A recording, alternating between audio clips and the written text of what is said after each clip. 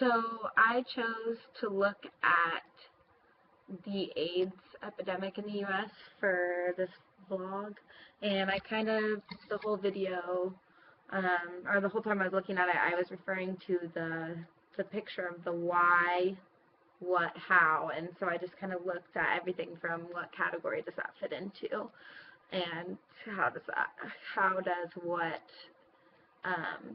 Staley and a lot of the groups involved in the AIDS epidemic in the U.S., how does it relate to that? So, in 1987, the death toll from AIDS was at 500,000 and rising, and the treatment for it at the time cost over $10,000 per person.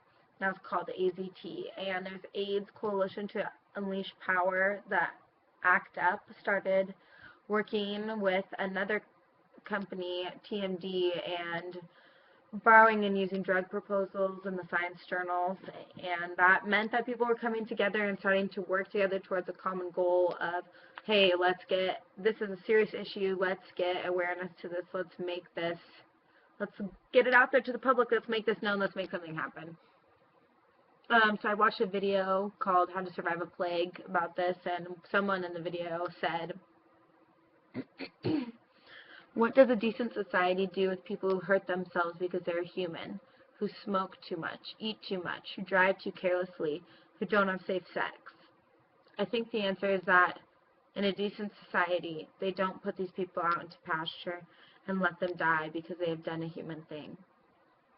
And I think this really resonated with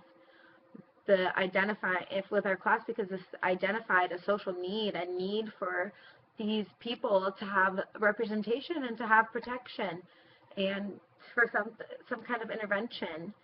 Someone needs to step in, and the why of this is just to save humans. Don't turn your back on someone because they've made a human error, because something has happened to them. And this resonates with people because everybody makes mistakes. So the person I looked at in particular was Peter Staley. He's a strong leader and activist of AIDS at the time, and still provides adequate information. He worked to provide adequate information to the public and organize the community to bring to light the issues in the LGBT community and get funding and attention to that. In 1988, he said the problem with the FDA is that they're using the same process that they use to test nasal sprays as they do to test for AIDS. And someone else in the film said that the three things that control the National Institute of Health, NIH research, are stupidity, incompetence, and greed. These are the three driving forces behind what is going on and the reason why there are no treatments for those who are suffering from disease. So basically, what the FDA is doing is treating AIDS like crap, and the reason why they're doing it is because they're operating on values that are not good and are not just and are not moral. So in 1990, Staley organized activists to infiltrate the stock market in the New York Stock Exchange, and that's pretty crazy. And he got some demonstrators in there to fight against the price of the treatment for the drug AZT, because that was at $10,000 a person, which is crazy because nobody can pay for that. And so that's his how. He has his why. He's trying to get representation for AIDS. How? He's going to organize this rally. And what happened is the price of AZT was reduced 3 days later. And in 1990, he also spoke at the 5th International Conference on AIDS in San Francisco. In 1992, there was 3,300,000 deaths and counting due to HIV and AIDS, and by 1995, there was over 8,200,000. And so in just 3 years, there was an increase of more than 4,900,000 deaths. That's the reason why they were fighting for this cause. So in 1992, Staley again, he said, okay, what else? How can I change this? And him and some other members of T&D, he was big about including his other members. They formed the Treatment Action Group, TAG, and he became its founding director. And one of TAG's first things that they did was put a giant condom on a senator's house. And this is pretty typical of Staley. This is kind of his signature. He was a little radical. He liked to just be big and bring attention to things. So he put this giant condom on a senator's house. And in 1993, TAG successfully lobbied for a radical reconstructing of the management of the government AIDS research effort. So this is a what? The National Institute of Health Revitalization Act created a powerful Office of AIDS Research, or to provide coordination, strategic planning, and leadership in the NIH's AIDS research programs, which was much needed. So they brought attention to it through all kinds of things, and then they created this political plan and actually had to implement it, and saw a change in policy and saw a change nationally. And in 1992, Bill Clinton was up in the presidential election, and this is a big year for everyone involved in the AIDS, everyone involved at the time.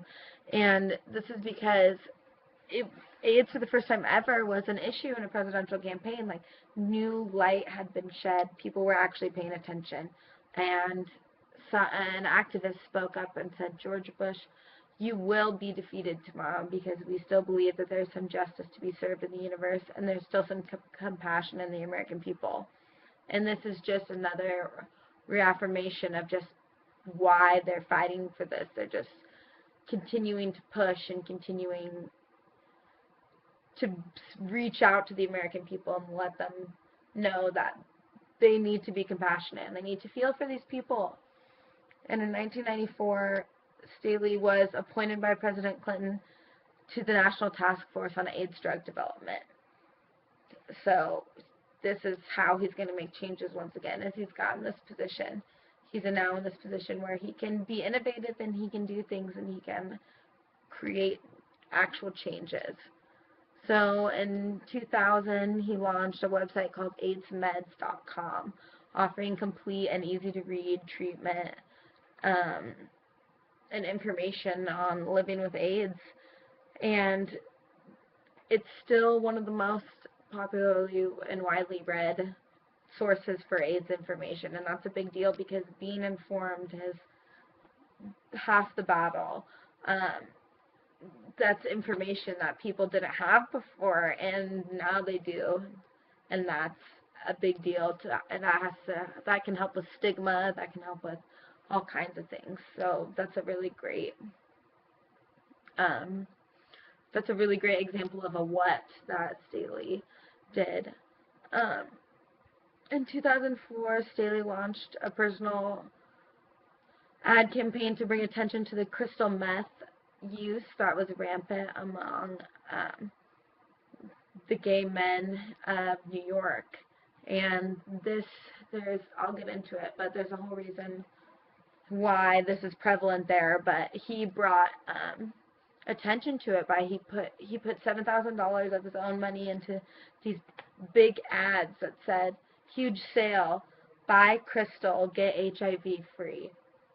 And this is another completely radical, crazy political move, but Staley needed to bring attention to this, and sure enough, 2 months later, New York City appropriated the first government funds anywhere in the U.S. targeting meth prevention for gay men. And that was due to all the media coverage that Staley brought to the issue, and forcing these people in charge to make a change. And they saw results from that. And in New York City, the meth use among gay men fell from 14% in 2004 to 6% in 2008. So it's working. So just to get into a little bit more about what's going on in the community, In the United States, the African American community suffers the most from HIV/AIDS, and this is due to several factors. There's socioeconomic issues, lack of education, access to health care, stigma or poverty barriers that are placed on these communities, prison populations, lack of access to health care, as well as some genetic factors. As far as stigma goes, homosexuality is highly stigmatized in a lot of churches, and particularly in African American churches. And they so people may prefer to keep their sexuality a secret, and that's a problem because they may have a partner that's unaware of how many sexual partners they actually do have, men included, and so it puts your partner unknowingly at risk as well. Um, Also, you keeping your sexuality a secret, you might not get access to the information that you need, or if something's wrong with you, you might not reach out, you might not ask for help because you're embarrassed, or because you don't know how to tell your family that you have AIDS because of all the stigma against it, because they think just because you have AIDS that you're all these other things, and that's the problem with putting people in a box. And this is where this is why this needs to be done. It's because someone needs to step in here and say, okay, here's the stigma, it's wrong, let's bring awareness to it, and here's what we're going to do to change that, and politically. And that's kind of the pattern that happened here, was that there was a need to change. People saw that there was a hole in the community. There was a place where people weren't being supported. So someone stepped in, brought attention to it, and then change began, and it happened on a political level and changed nationally, and still is changing around the world.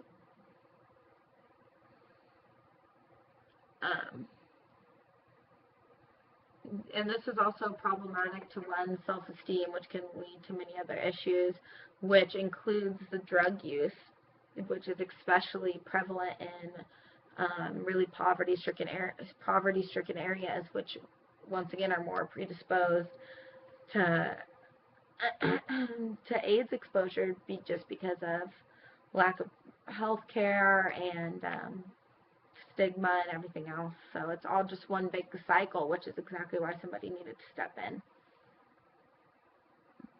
But regardless of all the changes that have been made, there are still 2 million people a year, which is 5,500 people a day, and 4 people a minute who die because they're unable to afford drugs to treat HIV and AIDS. And this is a global issue. So in order to make things happen, we have to take a stand globally, spread the word, and fight together. But that's hard to do. Humans are difficult to work with. But yeah, so one of the patterns that I saw was a cause led by a leader who really, he embraced his followers as a main aspect of his campaign. They were key to him. So it was a cause of a group of people working towards how they could working together to try and figure out how they could fix a problem, and that led to an innovation. And I also noticed another pattern. They needed to get the word out to the masses. It was really important to express that why to everyone, get that word out, and make sure that as many people, no matter what it took, no matter what crazy thing they had to do, they were going to make sure that people knew what they were fighting for. And because they believed that people would care, they really did genuinely believe in their message. And so this also, another pattern, you can't just treat the problem. You have to really look into the root of the issue. You can't just say, okay, here's AIDS, here's people have AIDS, here's a cure, let's charge $10,000 for it. Someone needs to step in for the good of everyone. Someone who's moral and just needs to say, okay, I'm going to genuinely look into this and see what's best for everyone. Create a way to solve the problem. So there's the why, there's the how, and then find those solutions. Whatever it is, political being the ultimate goal, or just like a general shift in conscious thinking. Either of those two things would be considered a success from a leader's standpoint, I would think. And so specifically going into Staley's leadership style, in 1990, one of his first speeches, he calls up his fellow activists. That's the first thing he does. He gets on stage and he calls up his activists and says, I could bring up everyone else who's with me, all these other people. Come up here, come stand with me. So they all go up. And he said, there's others like us, but they're being held outside by policemen. There's others like us, but they're here. He's letting everyone know that they're not alone. They're not the only people that feel this way. You are not alone if you stand up and you believe in this too. There are others like you. There are others like us. There are us. We are all together. And to reinforce that, he goes on to say in the same speech, if you believe that the present INS policy barring against HIV is useless as a law and discriminatory as well, stand up and remain standing. And everyone who's watching the speech stands up. And everyone who's watching this on TV, who hears about it, everybody's going to know that all these people are supporting it, all these people are feeling the same way, and that just, we talked about that tipping point, that 15 to 18%, and that's exactly what that is right there, is you've got to know that there's other people there with you, that you're not alone, and they had that. There was another scene of people rallying around a building and crawling on the building and chanting and forcing people to pay attention to the AIDS epidemic and forcing people to realize there was an issue that needed to be addressed. They were even chanting in the crowd, the whole world is watching, the whole world is watching. And they brought attention to an oppressed minority. They created a scene, and it was radical, but they weren't afraid to place blame. And it was helpful in telling people, here's where it worked. Here's where the problem is. Here it is. I'm giving you, yes, there's this for the good of the people, and oh yay, everybody, let's all love each other. But here's the real problem. Here's where we need to make changes. This is the problem. This person, this company. And that was radical, and that can be dangerous, I think, because that can lead to violence or other things. But that was something unique that I noticed about Staley, is that he was radical, but not too radical that he appeared crazy, and he had enough support. He had enough support that he did not appear crazy. But that's the only thing difference between someone who's crazy and someone who's sane, is if people listen to you. But it can be dangerous, but I think he worked the line perfectly, and it worked. Quick change occurred when he pointed a finger. Change did occur, and it really did work. So expanding on this idea, I was just thinking, we always draw these parallels between leadership styles and like marketing campaigns, kind of like, here's the leader, here's distributing to the masses, or here's the leader and pointing out to the other tribe leaders. And there's also correlations between the population trend that we talked about, like getting the majority to believe in your cause or getting the majority to buy your product. Like, you can draw those parallels. So I'm thinking, how far can we take this? Can we draw parallels from the results? Because marketing makes you feel the need for something, and then you buy a product. So as a social leader, you're marketing your need for your change, your need for people to listen to you. So what is that difference? What determines someone who's going to just listen to the TV and follow because we discussed that idea of being a good follower. At least I brought that up. I don't know if anyone else even thinks that that's relevant, but being a good follower, you have to pay attention to why you're buying something. You don't just buy the what, you have to buy the why. And I think it's important for every decision that your personal why is being amplified in your everyday decisions and what you're doing. So what is the difference between somebody who mindlessly follows the things that are spit out for them by the media, by society, by stigmas, and somebody who looks past that and looks for what else is important? What's the difference between those two people? That for me, I think, is if we figure that out, that's where a change can be made, and that's where we need to look to have innovations to work on the work on the what and the how. So my opinion for that is education. I think students need to be encouraged to experience their own curiosities and ideas instead of being forced through a system that treats them like they're all exactly the same.